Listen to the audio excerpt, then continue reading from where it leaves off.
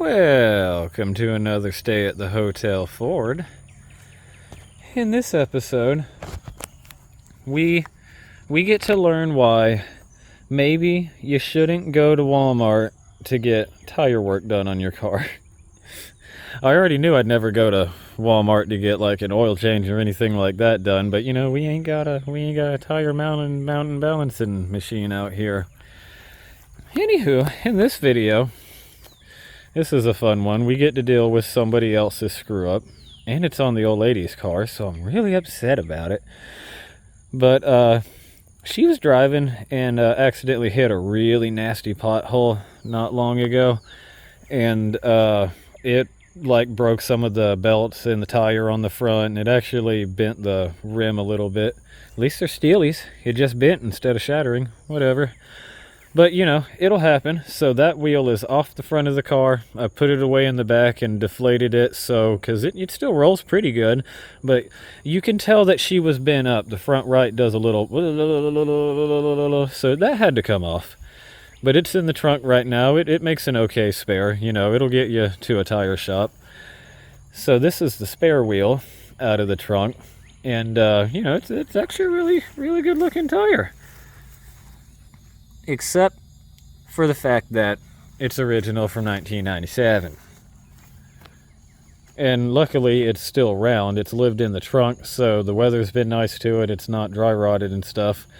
So I put that on the back of the car on account it's 27 years old, moved the back tire to the front, and sent the old lady to the Walmart after she got out of work the following day to, you know, get a new tire put on the spare wheel here.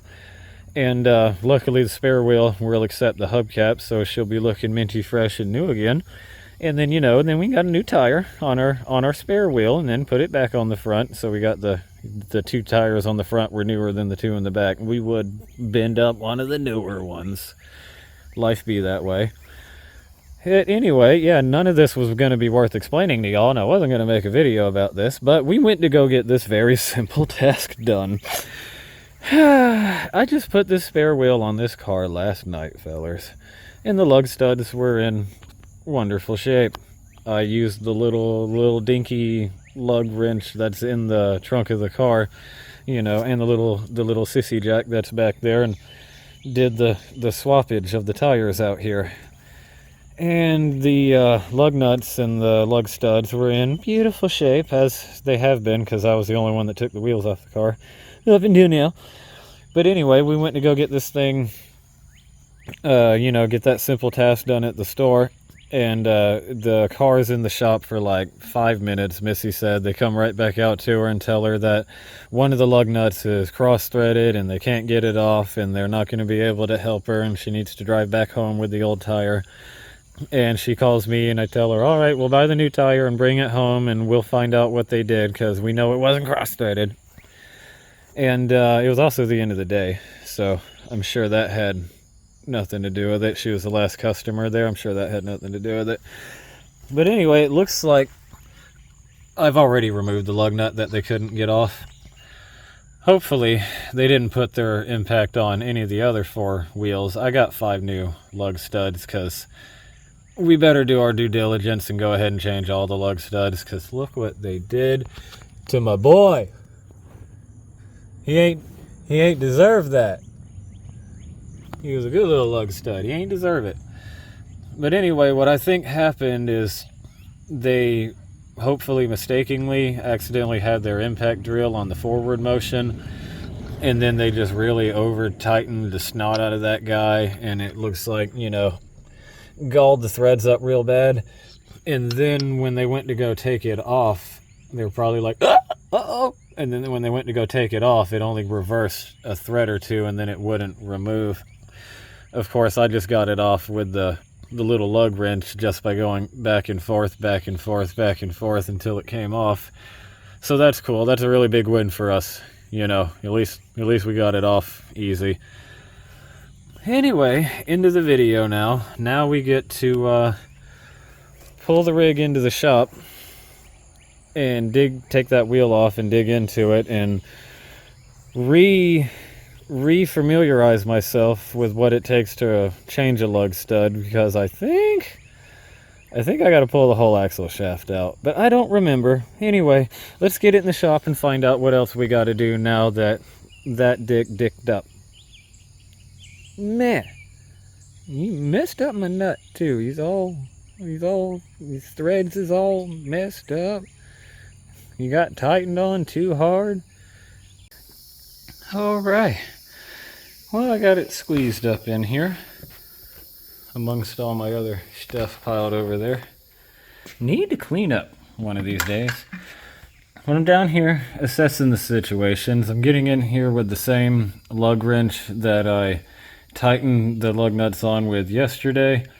That way I would know if I needed to replace all 5 studs. And it looks like it's going to be a good idea to go ahead and do all 5 studs because the other 4 are significantly tighter than they were yesterday. And another thing, while I'm getting these guys loose and it's coming off, I feel like a grittiness where they were smooth yesterday. Like, see the stick. Yeah, so that's not. Oh yeah, you can really feel it with this guy.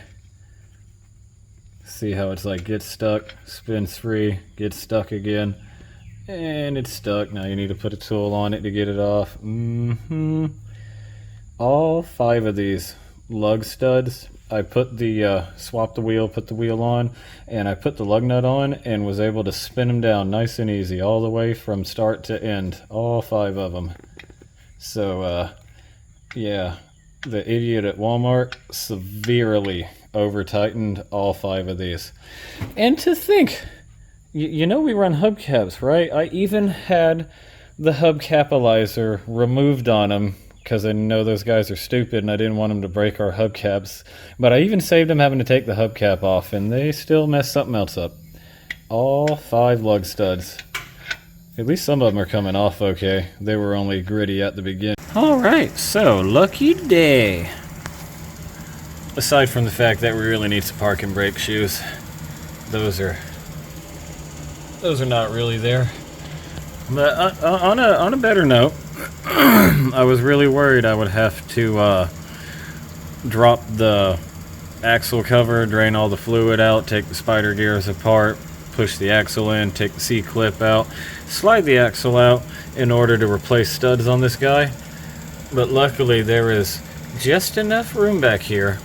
I had spent some time sitting here with my new stud and fishing him around back there with my fingers and my screwdriver to make sure that it was possible for when I drove this guy through that it would make the turn and come out of the hole.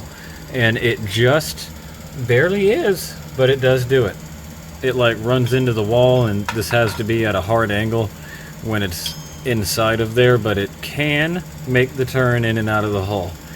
So that's sweet. At least we got that going on, so it won't be too bad for me to change out at least 2 of these studs right now for sure.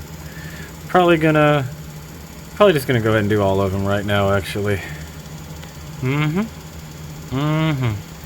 Anyway, let me get this guy back here and get my fingers all in and fish him back into place, and then I'll show you the neat little tool you should be using to draw the stud back into the hole.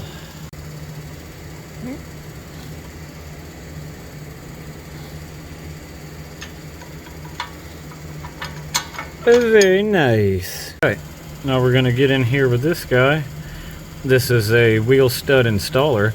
See, it's got a bearing in there, that backside spins.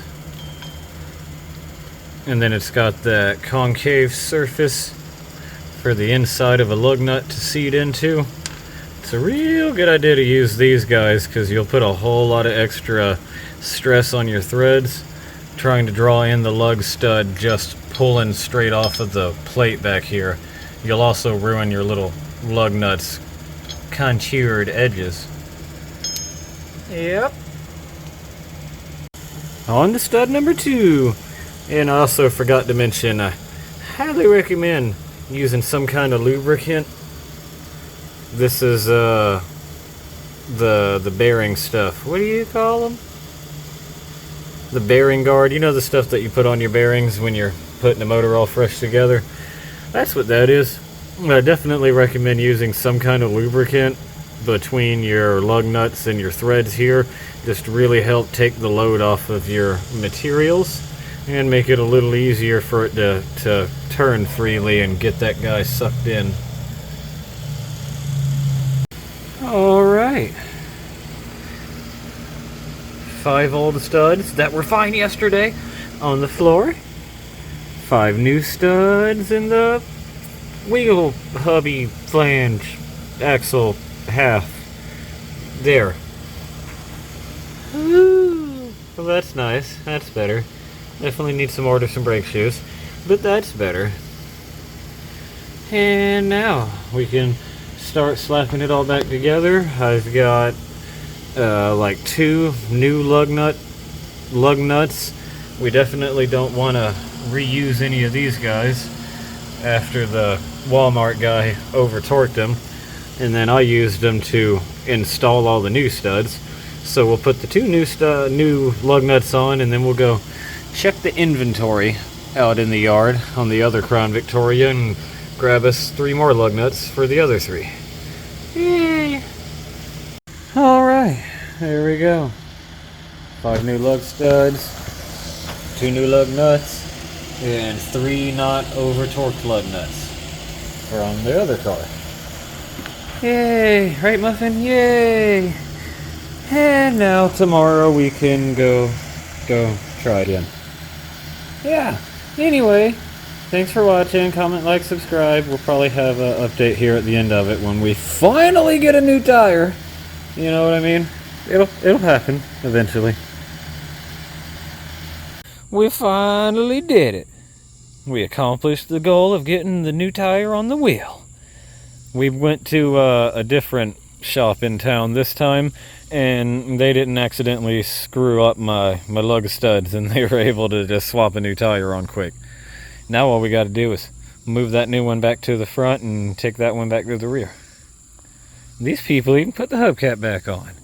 Yeah, well, that was a silly ordeal, but that was cool. Never had to change lug studs on one of these cars before, and usually the rear axle is usually the rear end is not a fun place to change studs, so at least we got to learn that that's not a hard deal, and now you guys get to learn that that's not a hard deal. So there you go, everybody wins, and we got our new tire too. Alright, cool. Anyway, thanks for watching. Have a great day. Bye.